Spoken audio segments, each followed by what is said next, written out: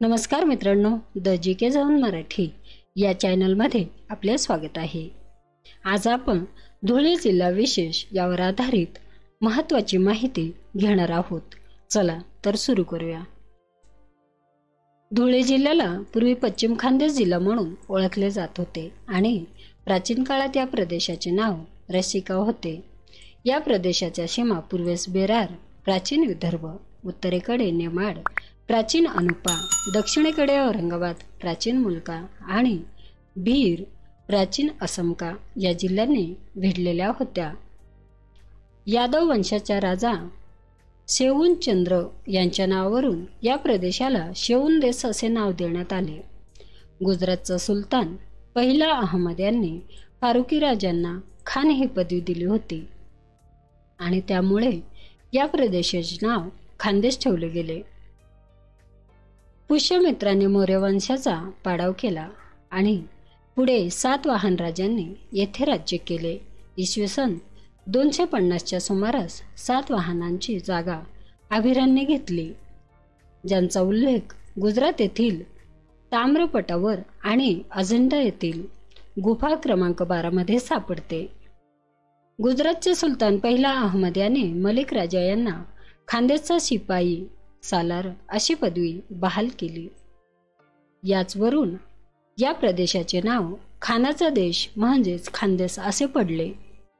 6 जानेवारी 1601 अकबरने खानदेश आपल्या अधिपत्याखाली आणून त्याचे नामकरण आपला मुलगा दनियलच्या नावावरून दानदेश असे केले।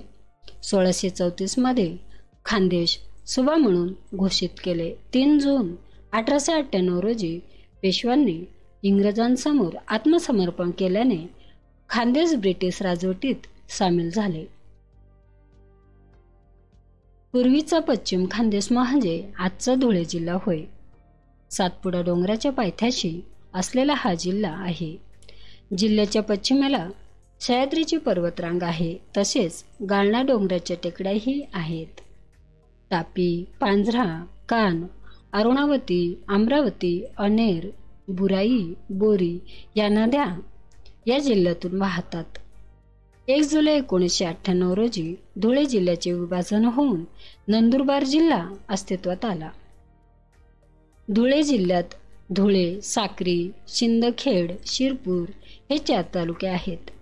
धुळे व शिरपूर हे प्रशासकीय उपविभाग आहेत। मुंबई, आग्रा, नागपूर, सुरत, धुळे, सोलापूर हे राष्ट्रीय महामार्ग या जिल्ह्यातून जातात। धुळे चाळीसगाव दरम्यान रेल्वे सेवा उपलब्ध आहे। भुसावळ सुरत लोहमार्ग या जिल्ह्यातून जातो। औद्योगिक वसाहत अवधान नरडाणा येथे आहे। जिल्ह्यात गोंदूर, शिरपूर येथे विमानतळ आहेत। धुळे जिल्ह्यात कापूस, बाजरी, ज्वारी, भुईमूग, मका, सोयाबीन ही प्रमुख पिके घेतली जातात। साक्री तालुक्यातील पश्चिम भागात भात पिकवले जाते। रब्बी हंगामात गहू, हरभरा, ऊस, केळी, मिरची, कापूस ही नगदी पिके घेतली जातात। धुळे जिल्ह्यात सुमारे 376 कवर्गीय पर्यटन स्थळे आहेत। लळिंग, सोनगीर, भांबेर,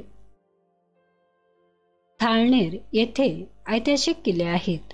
लळिंग किल्ल्याजवळ धबधबा असून पावसाळ्यात पर्यटकांची वर्दळ असते।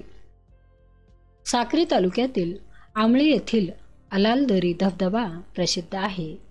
धुळे येथे पिका रजवाडे वस्तू संग्रहालय आहेत। गरम पाण्याचे झरे इंदेव, साक्री तालुका, धारावीपूर, शिरपूर तालुका येथे आहे।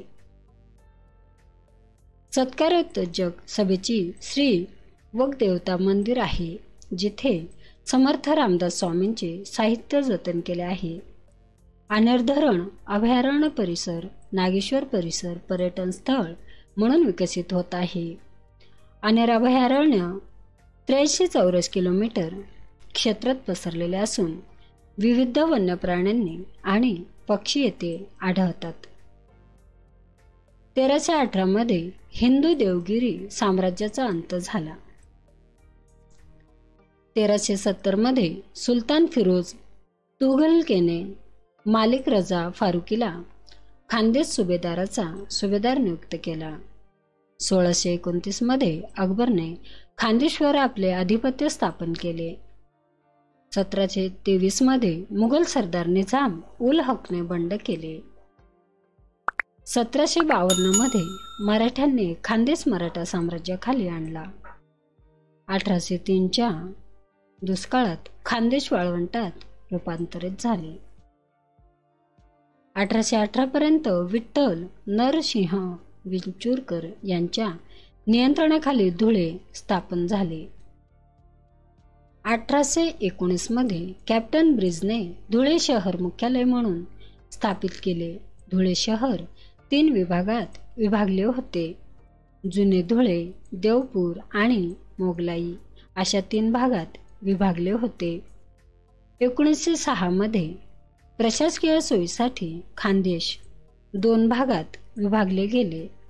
पूर्व आणि पश्चिम खानदेश असे 2 भागात विभागले गेले. 1960 साली धुळे महाराष्ट्राचा भाग बनले.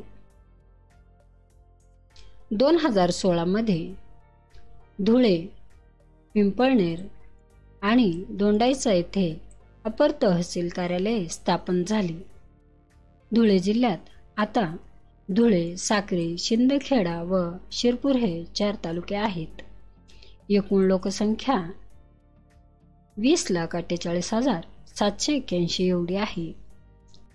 पुरुष महिला प्रमाण 1000,941.